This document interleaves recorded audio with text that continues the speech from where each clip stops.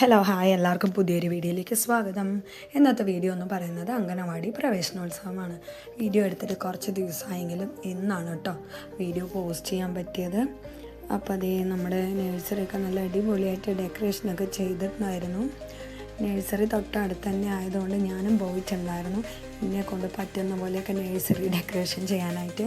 നമ്മുടെ അച്ചൂട്ടിയും ഇപ്രാവശ്യം നഴ്സറിയിൽ തന്നെയാണ് കേട്ടോ. അടുത്ത വർഷമാണ് ആളെ സ്കൂളിൽ ചേർക്കുന്നത്. അങ്ങനെ കുഞ്ഞു മക്കൾക്കുള്ള സെൽഫി കോർണറും കാര്യങ്ങളൊക്കെ നല്ല അടിപൊളിയായിട്ടുണ്ടായിരുന്നു. അത് കഴിഞ്ഞ് ഇവിടെ തന്നെ പഠിച്ച പൂർവ്വ വിദ്യാർത്ഥികളുടെ ഒരു സംഗമമെന്ന് തന്നെ പറയാം. ധാരാളം പൂർവ്വ വിദ്യാർത്ഥികളും ഈ പരിപാടിയിൽ പങ്കെടുത്തിട്ടുണ്ടായിരുന്നു. പിന്നെ നമ്മുടെ വാർഡ് മെമ്പറും അതുപോലെ തന്നെ നഴ്സറിയിലെ LC മെമ്പേഴ്സും അങ്ങനെ കുറേ അധികം ആൾക്കാരുണ്ടായിരുന്നു കേട്ടോ. എനിക്ക് തോന്നുന്നു ഇപ്രാവശ്യത്തെ പ്രവേശനോത്സവം മുൻ വർഷത്തേക്കാളൊക്കെ നല്ല കുറച്ചുകൂടെ നല്ല വിപുലമായി ആഘോഷിച്ചു എന്ന് തന്നെ പറയാം.